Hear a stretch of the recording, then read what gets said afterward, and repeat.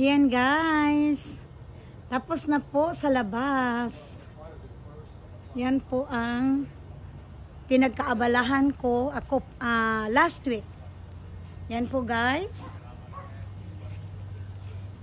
Actually hindi ko kinakabit lahat. Yan po guys.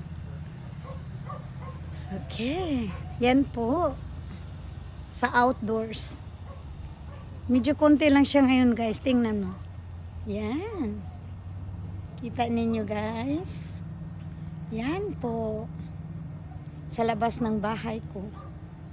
Yan. Ito yung nativity. Yan po. Ayan.